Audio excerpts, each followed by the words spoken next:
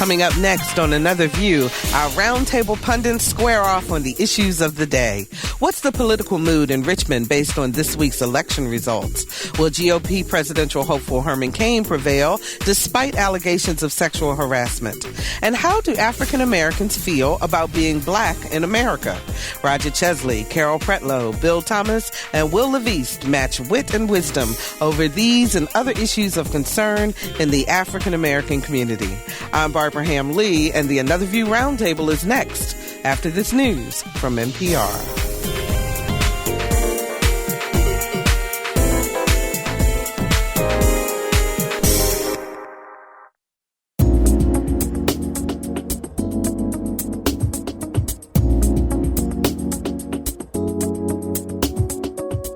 Discussing the issues and celebrating the successes of the African American community. This is Another View.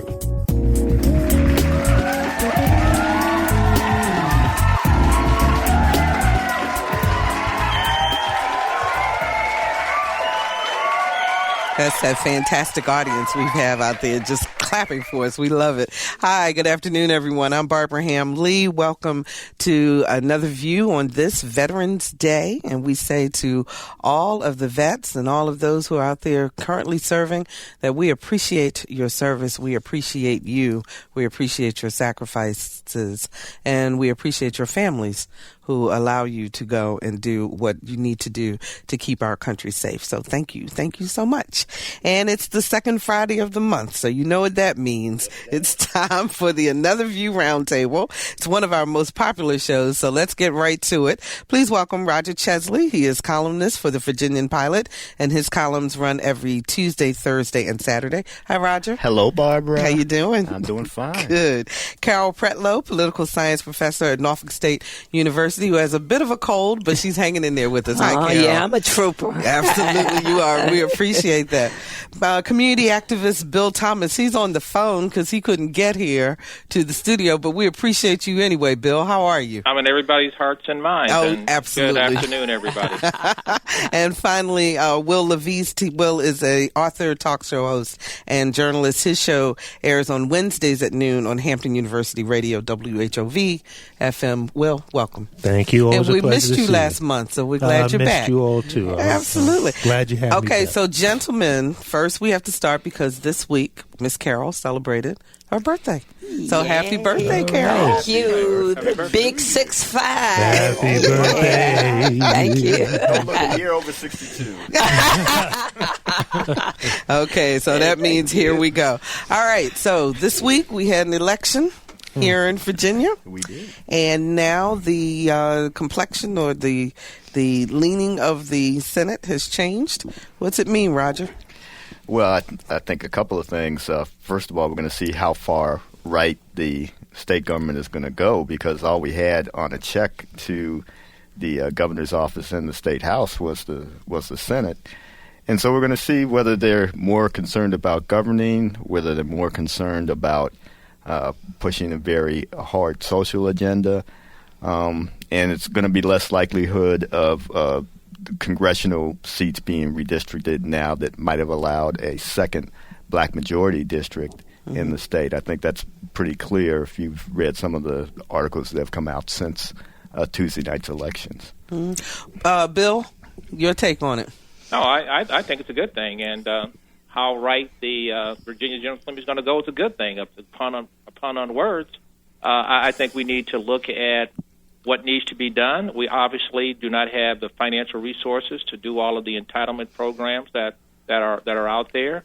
We need to take a look at a few things that's on the governor's agenda that I've been talking about on this program and on the TV program as well. Charter schools. We need to look at lab schools. We need to break up this monopoly of the government public schools. And I think Mr. McDonnell and the leadership in the House and the Senate was blocking the charter school, lab school initiative. I think it's the perfect time to push that initiative. Carol, you agree? Wow. I'm speechless, Bill. First of all, it also means that there's going to be an impact on the African-American community and some of the programs and services that we have gotten used to and that we are entitled to, frankly, are going to be seriously examined, and I don't think that that's a good thing.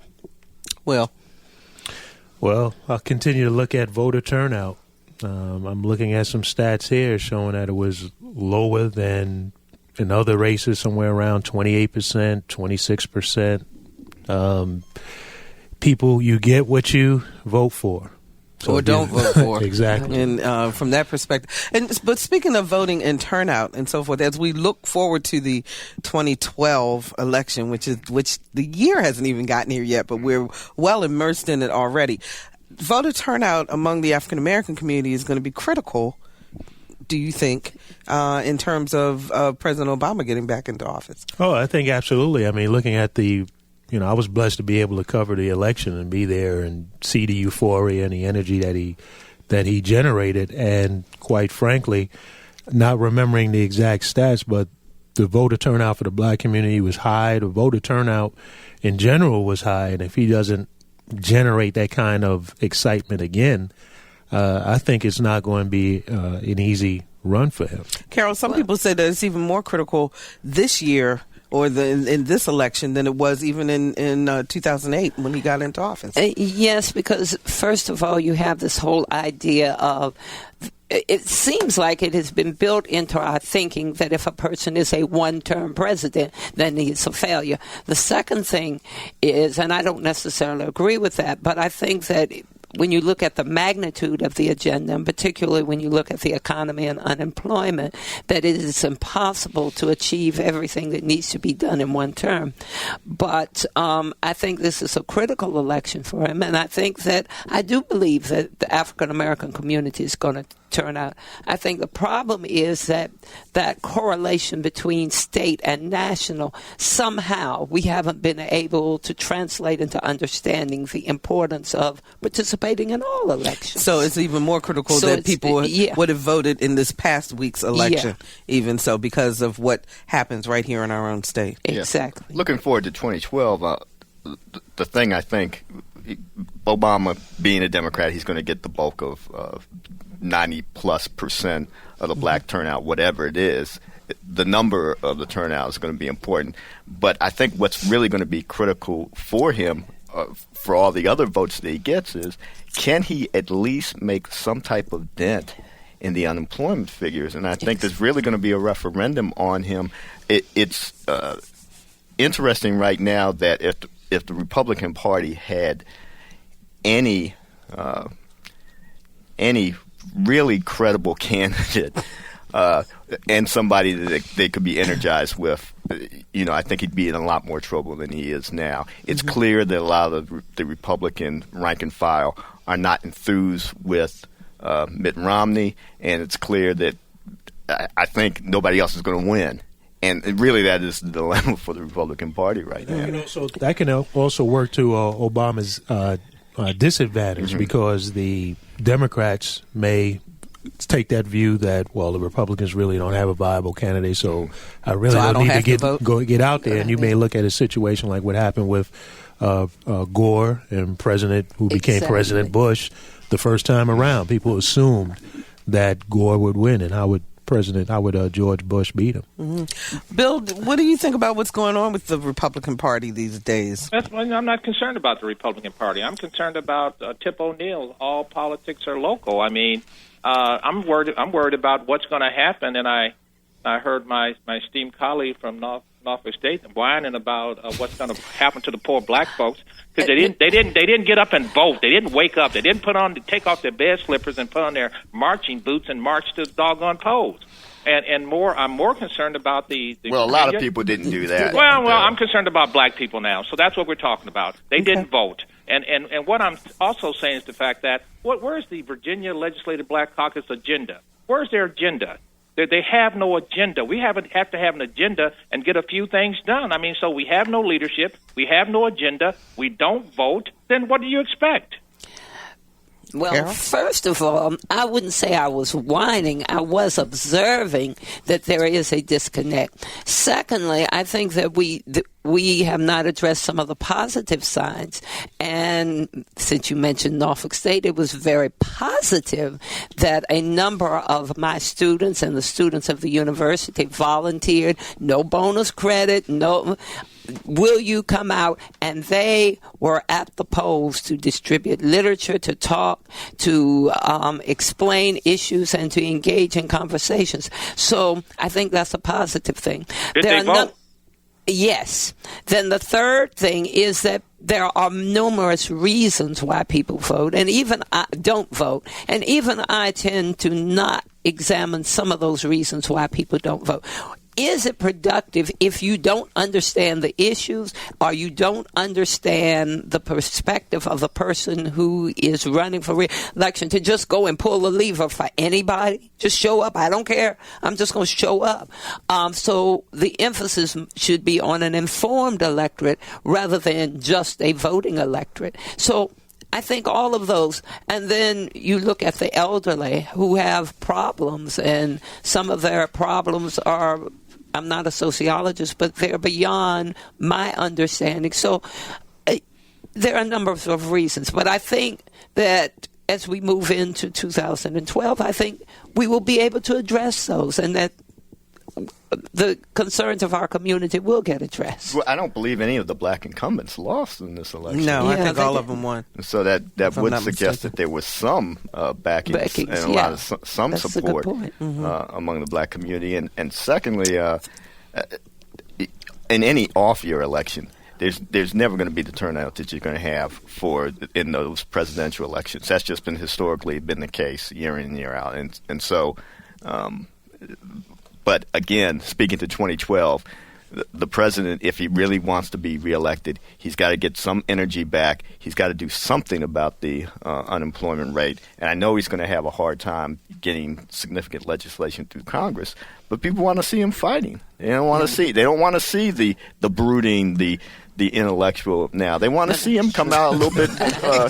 They want to see him They want be to see him throw more some jabs. aggressive. Bring out the Lyndon Johnson in you. Go ahead. But in politics being local, what happened in Virginia Beach? Virginia Beach still doesn't have, well, they just had for a minute, they had an African-American on the council, and Prescott Sherrod did not get voted on. I mean, what happened there? Because the black people were too lazy and they didn't go out and vote.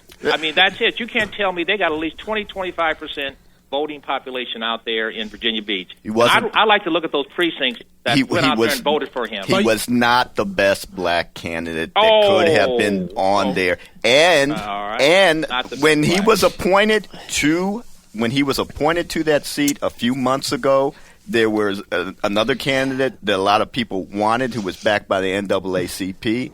And a lot of people felt like he was handpicked by Will Sessoms to get that seat.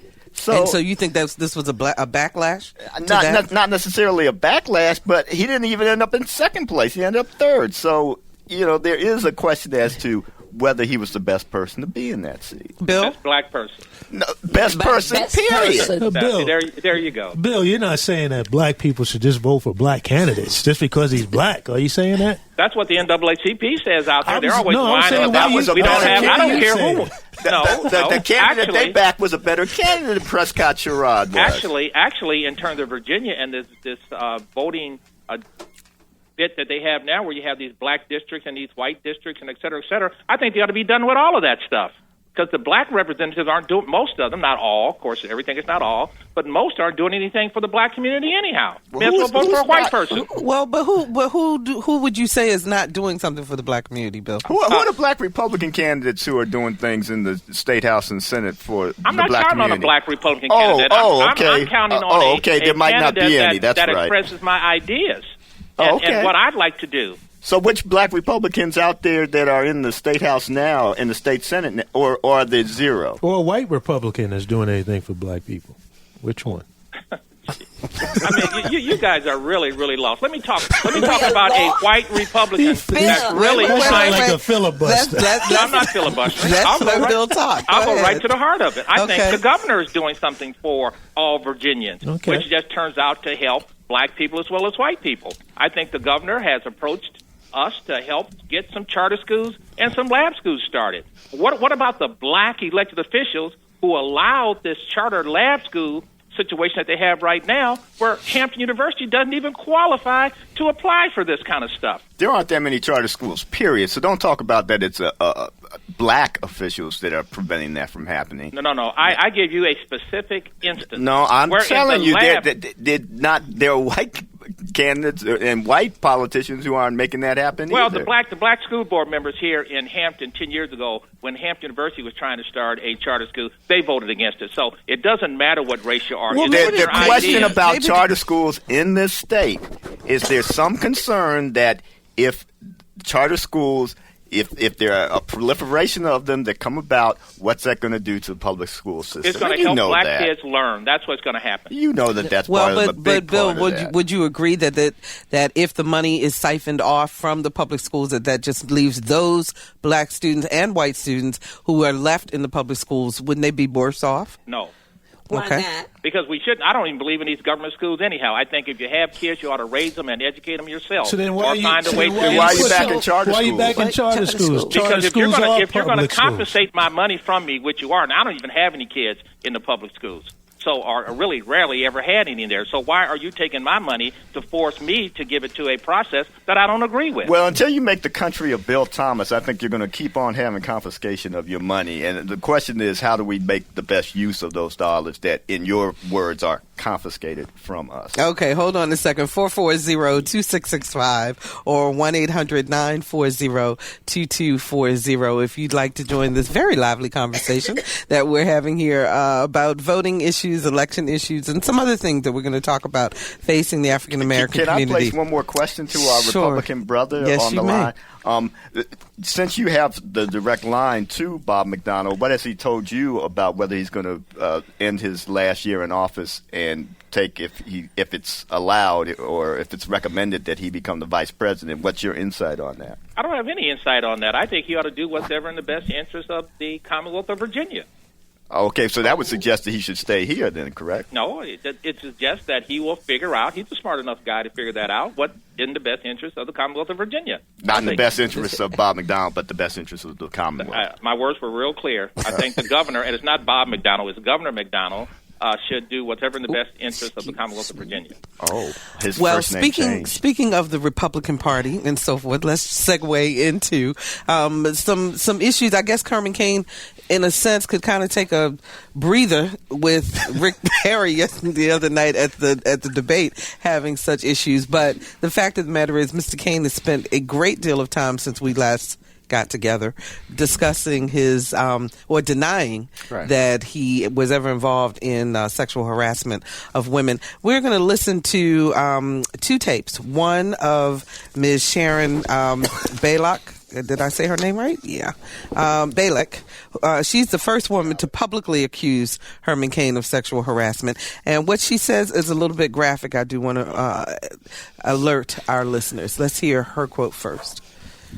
But instead of going into the offices, he suddenly reached over and he put his hand on my leg, under my skirt, and reached for my genitals. He also grabbed my head and brought it towards his crotch. I said, "What are you doing? You know I have a boyfriend.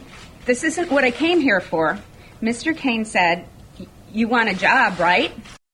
I really didn't want to be here today and wouldn't have been here if it had not been for the three other women who have alleged sexual harassment against Mr. Cain. I want you, Mr. Cain, to come clean. Just admit what you did. Admit you were inappropriate to people. Okay, now that was what she says happened in terms of her and why she came forward. Now let's hear Herman Cain's response. I have never acted inappropriately with anyone. Period. The charges and the accusations I absolutely reject. They simply didn't happen. They simply did not happen. And now the Democrat machine in America has brought forth a troubled woman to make false accusations. statements, many of which exceed common sense.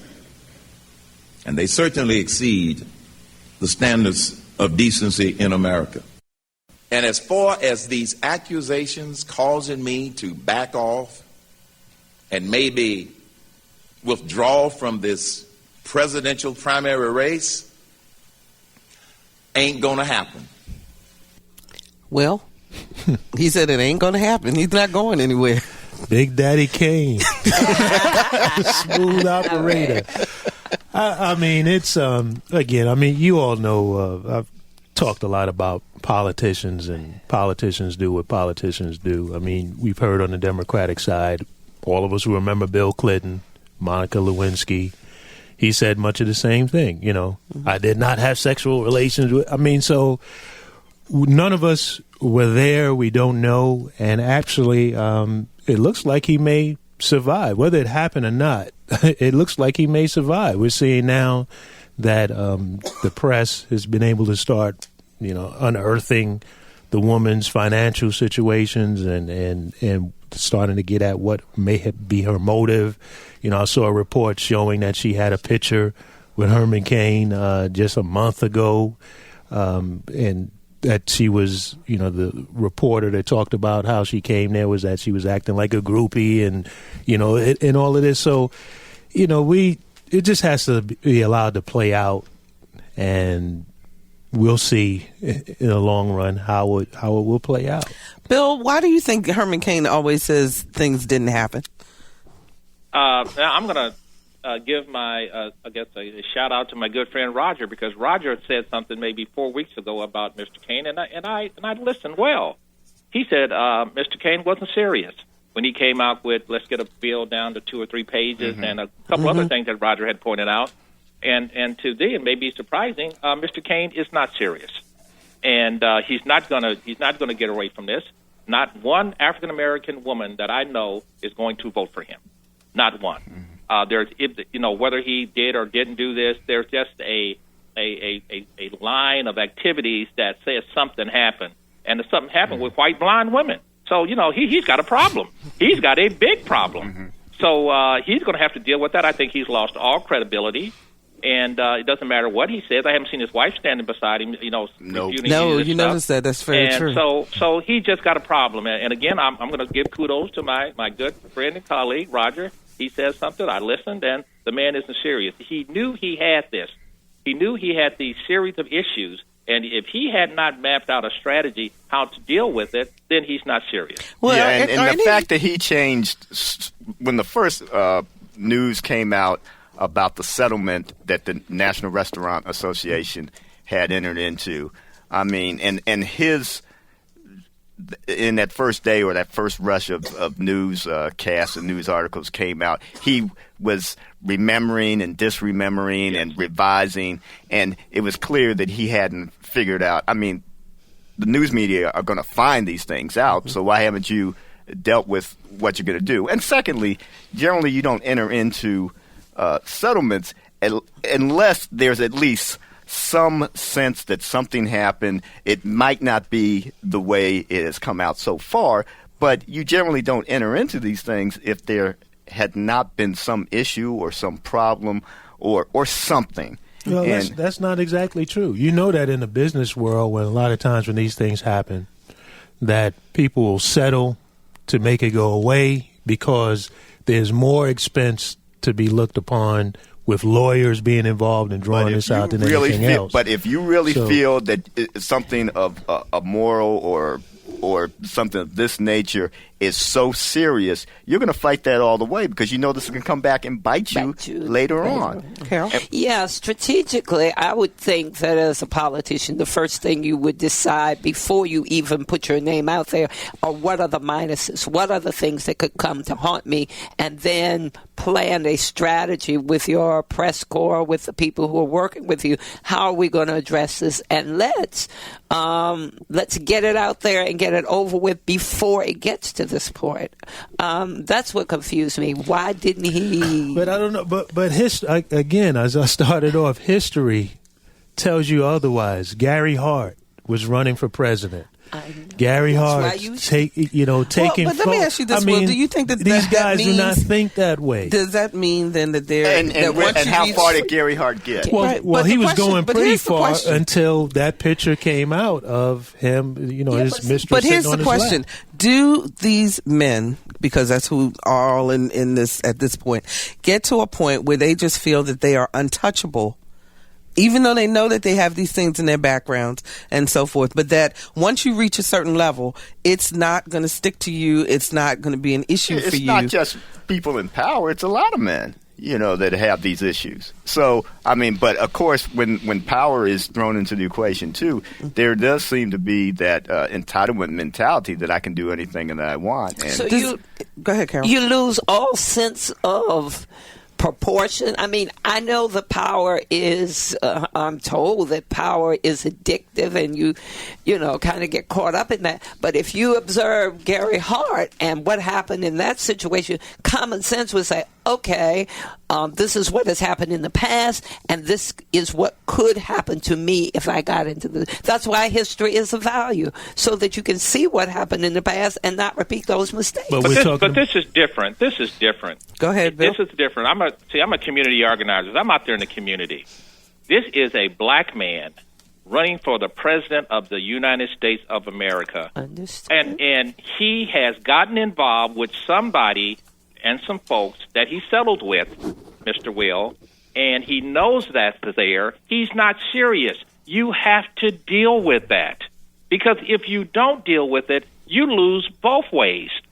You're going to lose your black support because, as I think, and as I'm talking to women out in the streets today and in business, that black women are not going to vote for him because of what he did. I haven't seen any black women that he harassed. He only harassed white women. Well, I was going to so say, that's number one. Now, and the other thing is, let me finish, and I'll let you go. Sure. The other thing is, the fact is that he's got all of these southern states and all these other people he's got to deal with that don't like that. And then he's going to sit there and insult those white women. Man, it doesn't happen in America today. Okay, Bill, what I'm saying is that human beings will be human beings. I agree. Okay, you had the mayor of New Jersey who was obviously a serious candidate when he ran for mayor of New Jersey and obviously knew what kind of lifestyle that he was living and how that could be politically damaging to him. Human beings are human beings. People are going to do what they do, and they're going to believe that they are untouchable, or people are not going to know, or it's not going to matter. Right. Bill Clinton came after Gary Hart. Come on. So let's not act like we are, naive and these things don't happen. Sexual harassment, unfortunately, is one of those things that someone can accuse you of it tomorrow, Bill, and you could have had nothing to do with it, and it will be very difficult for you to live it down. Real quick, Sure. But Roger. if he knew that he knew when he was going to run for president that he had this in his background. So again, my gosh, thank you, Bill. And I agree with as I said, how can you be serious about running for this high office? You know this is going to come out, and you know that it's going to impact your chances of getting votes. There's some people who are not going to vote for you anyway because of your race, right. And there's some people who are going to look at this and say, "Wait a minute, and you have this back Okay, so too? Clarence Thomas didn't know that the Anita Hill stuff could have come out. All he had to convince was a lot of other men like himself to get the confirmation. He had the whole country watching. He had to get to agree with him was at least half plus one in the Senate to confirm him. And most of those guys were men. Hold on 1 second. If you're just joining us, we're listening to Another View, the Round Table. I'm Barbara Ham-Lee, and I'm here with Roger Chesley, Carol Pretlow, Bill Thomas, and Wil LaVeist. And we're currently talking about what's going on with Herman Cain. And we have just gone to... but I have a question, particularly for the gentlemen. Are any of you all surprised that no African American women have come forward?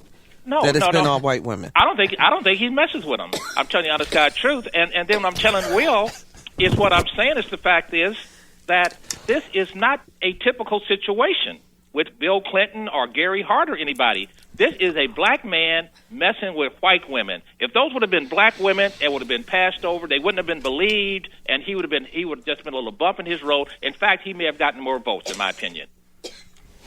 Okay. Now, so you're saying race does matter? Every day, brother. Every day it matters.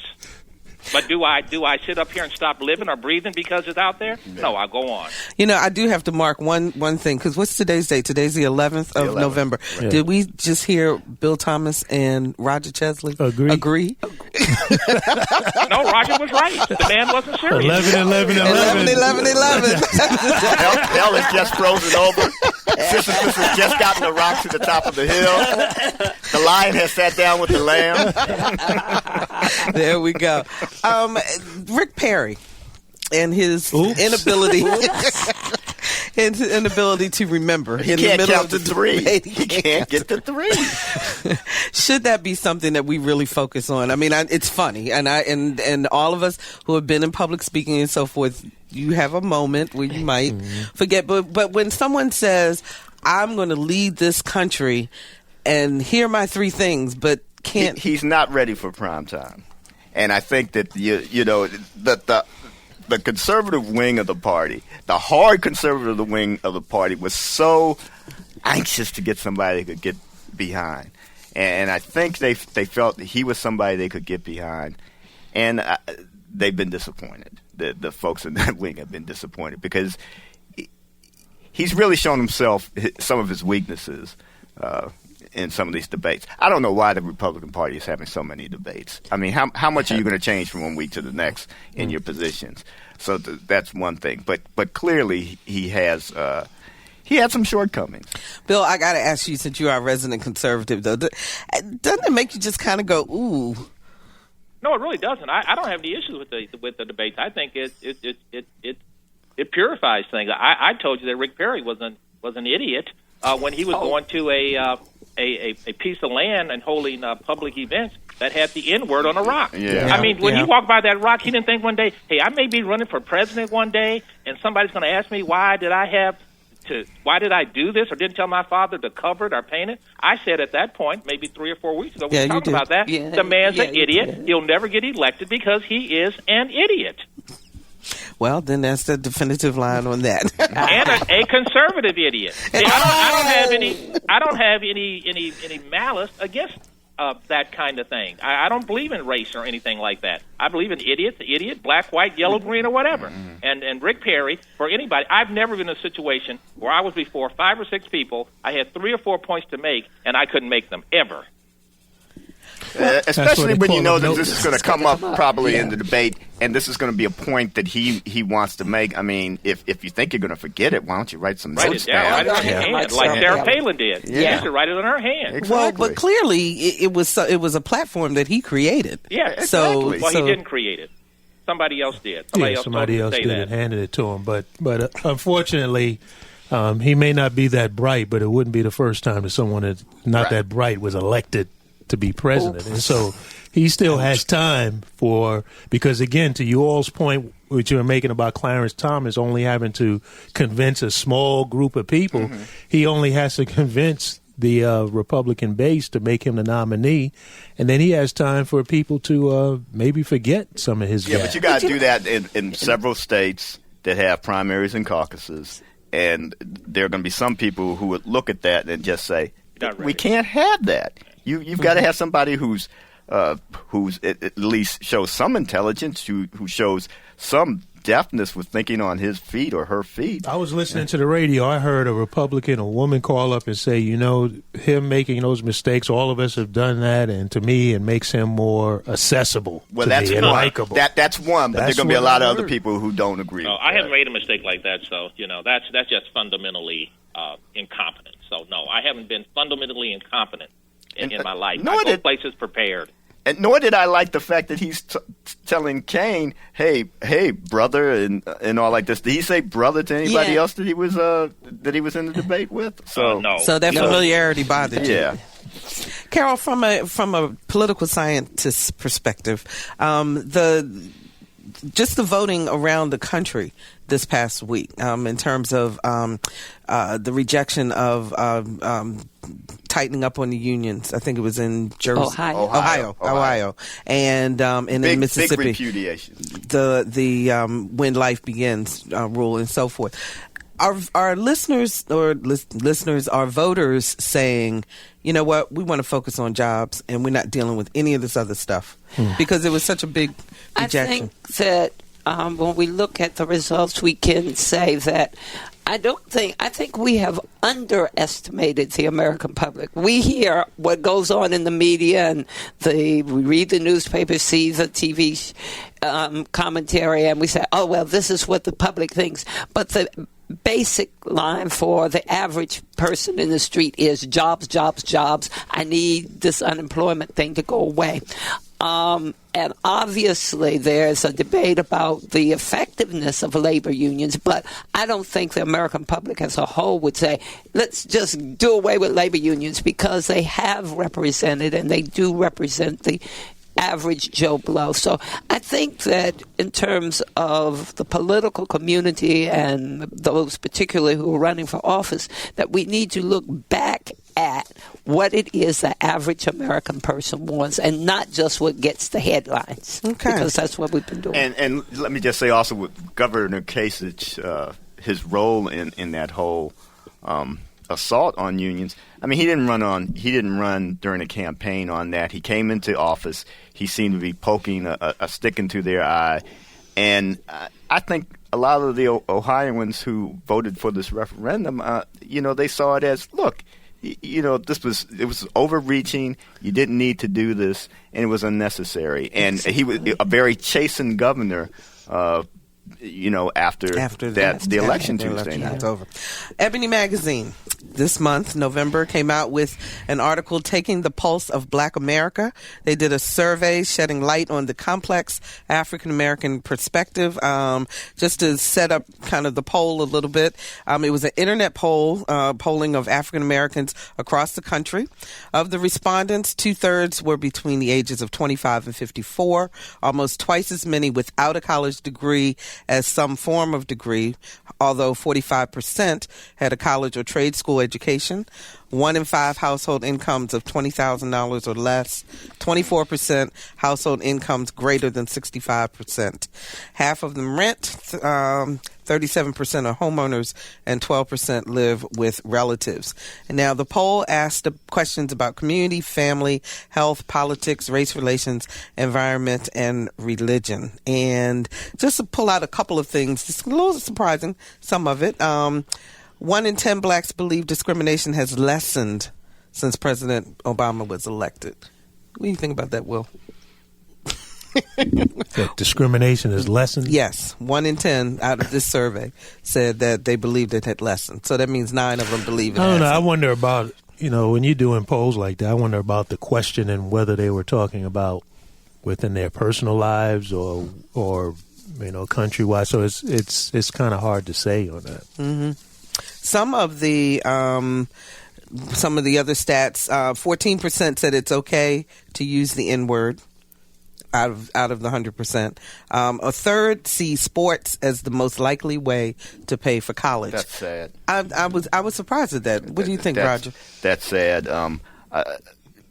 Partly because even if you do have the athletic prowess and ability to go to college, you're only an injury away from not being able to play on the team, and then perhaps getting that scholarship taken away from you. So the dependence on that to get you through, it's very dicey. You're going to go a lot farther if you're going to have some achievement within the classroom instead of on the court or on the football field. And I was also taken aback by the statistic on 20% of the households make less than $20,000. How can you exist on less than $20,000 on annual salary? And to know that 1 in 5 entitlement programs.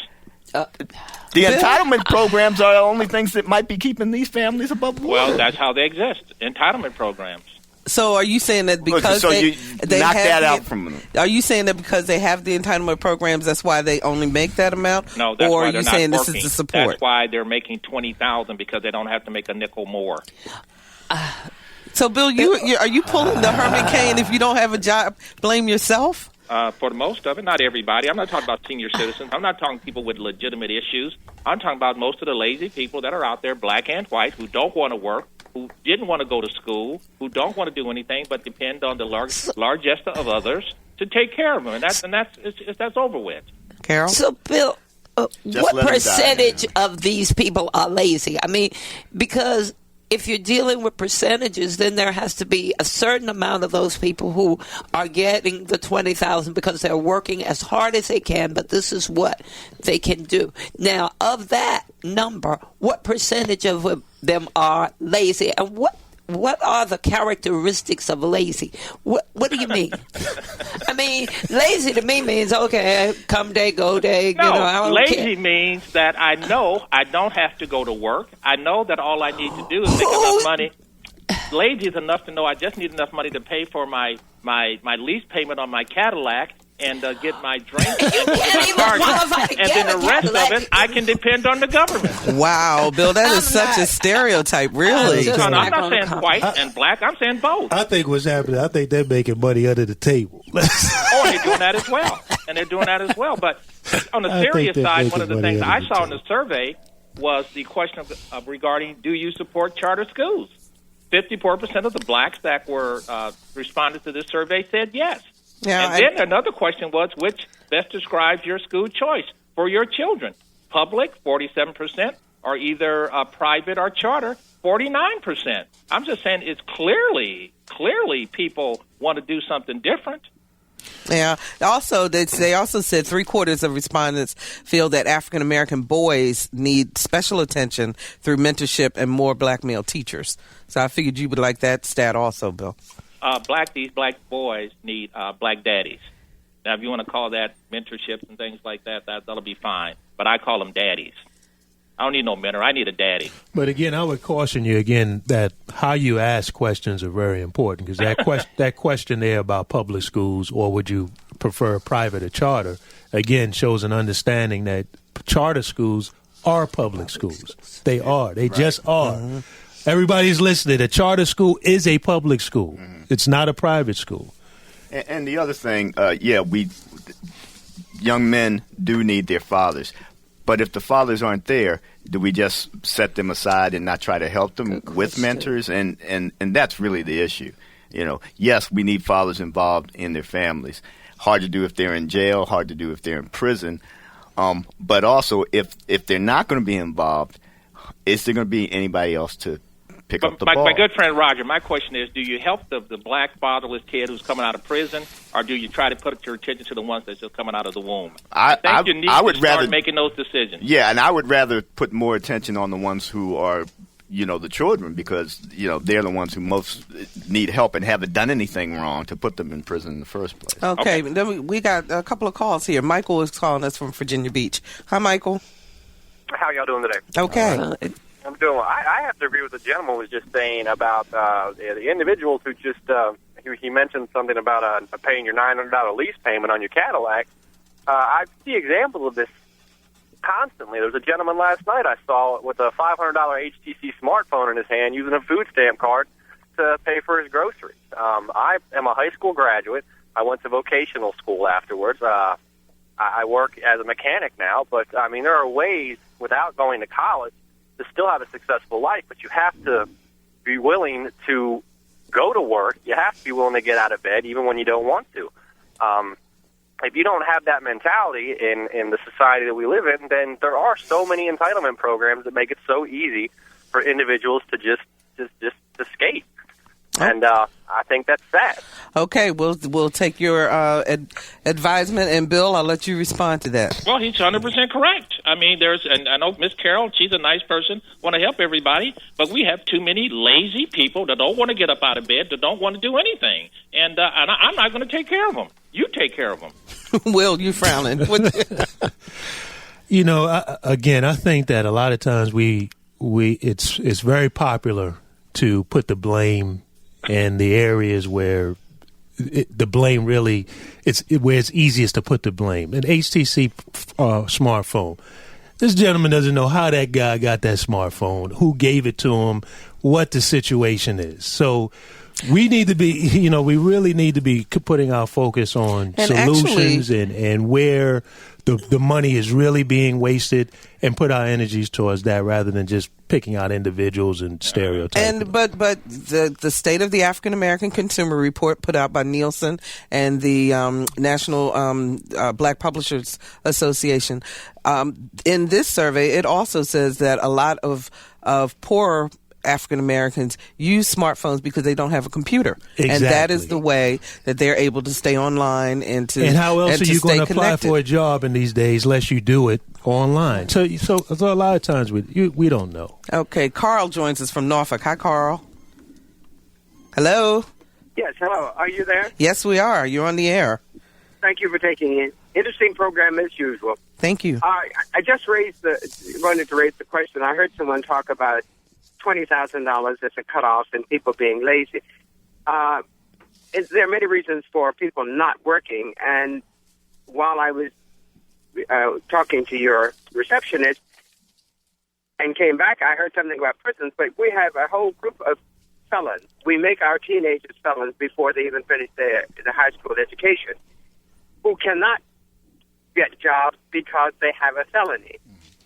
Now, the federal law says that if one has not recidivated within 5 years, his or her chances of reoffending is 0.001. Yet they hold on to them for life. It's almost like the Scarlet Letter. We have not talked about this, and Yvonne Miller, our senator, may be someone you want to get on to talk about this. That's a whole disenfranchised group, black and white, who are willing, able, and many times well-trained, but cannot find jobs. Actually, Carl, I didn't mean to cut you off, but you're absolutely right. We've actually had Senator Yvonne Miller on before to discuss that whole issue of people coming out of prison and being able to go back to work. So I hate to run, but we're coming down very shortly in time, and I want to give the panelists a chance to respond. Roger? Well, it is true, and it's something I've written several columns about, the fact that it is so hard for felons in the state of Virginia. It's one of the worst states in the country in terms of getting your voting rights back and other rights of citizenship like sitting on a jury. And we could make that process better here in Virginia. And I think, you would have to change the Constitution. And to do that, the folks know that many of the people who would be back going to the voting booths would be African Americans. Yeah, and as a matter of fact, there's some legislation that Senator Miller has put forth on several occasions and has been still trying to get it pushed through. Actually, on my show this week, we talked about it in connection to education and how we're investing about $8,000 per kid in education, and then to incarcerate people, the price is somewhere around $25,000 to $30,000. And again, I think we need to put the focus on what is really going to cause a solution to these problems. And a program that I like to give a plug to is a VMI COW program. It's a summer program. It's COW, 4life.org. We just talked about this, and this is a program that focuses on young African American males and getting them high school ready, college ready, and job workforce ready. This program has been around for 25 years. It's out at VMI, and again, I would encourage people as a Marine Institute, Virginia Military Institute. Military Institute. Okay. And it's called, again, the website is cow4life.org. Cow4life.org. Example of solutions to giving that discipline, giving the self-esteem, giving the kinds of skills that people need to be able to succeed. And I'm glad you brought that up, because each month we said we were going to bring in another group or someone because we always talk about the problems, but we also want to talk about the solutions. I want to throw out one other statistic very quickly, because I think that there is a stereotype within the African American community that this, at least by this survey, dispels a little bit. 73% of the people polled said that they do not know someone who is in a gang. And there's been this push about how there are all these gangs in our community and things are going well. This group says, the majority of them say, we don't know anybody who's in a gang. So does that mean that gangs exist, don't exist, or is society putting a stereotype on our community? Hey, Bill, do you know anybody that's in a gang? I don't know anybody's in the game. I'm as a community. You said you out in the community. As a community organizer, you on the streets? I know folks that are in gangs. Absolutely. You do know someone who's in a gang. Okay. Oh, yeah. The gang of those women that raised $400,000 wearing those dead animal skins. Oh, please. Bill, you're going to get me in trouble. Now, see, you sound but like actually, Herman we're going to Cain. talk He's not about serious. that. He's not serious. He's not Absolutely. Absolutely. If nobody knows what I'm talking about, you don't know. You don't know. I would like to just mention said. one other group Sure. quickly. There's a group that I've gotten a chance to know. I'm writing a column about them, and there's a documentary coming out on them called The Lunch Bunch. They meet regularly every Tuesday at the Golden Corral in Norfolk. And it's really a group of guys. Many of them are now in the 60s to 80s, very successful careers. Many of them came through segregation. Now this is a gathering point for them. But what they've also done is they're serving as mentors to youngsters in the Norfolk Juvenile Detention Center.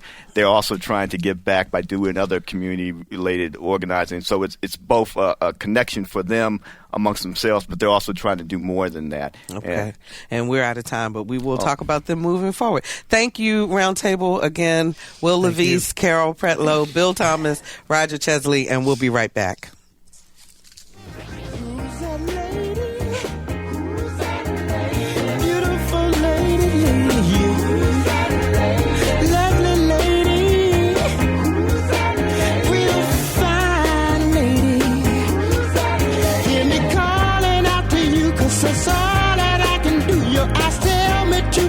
But you say, look, yeah, but don't touch, baby.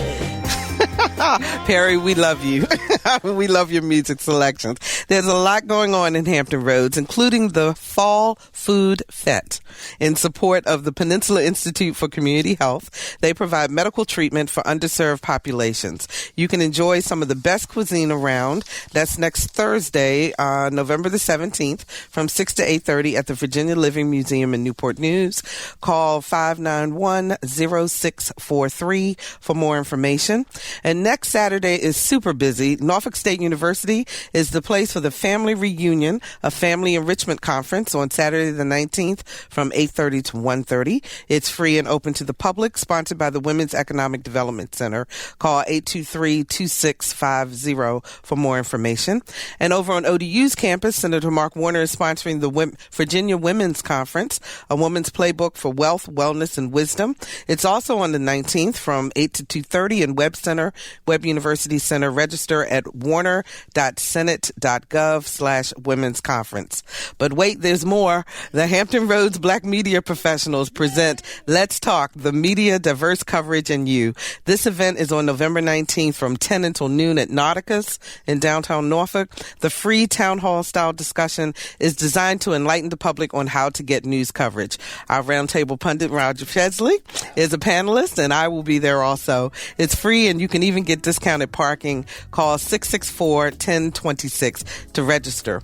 And I hope to see you tomorrow night for the Friends of Hampton Roads Scholarship Gala at the Renaissance Hotel and Conference Center in Portsmouth. It's my honor to serve as MC. There are more events on our website, anotherviewradio.org. Next week on the show, holiday cooking tips for that soul food Thanksgiving feast. For Lisa Godley, Perry Smith, and the rest of the Another View team, I'm Barbara Ham Lee. Have a wonderful weekend, and we'll see you next Friday for Another View.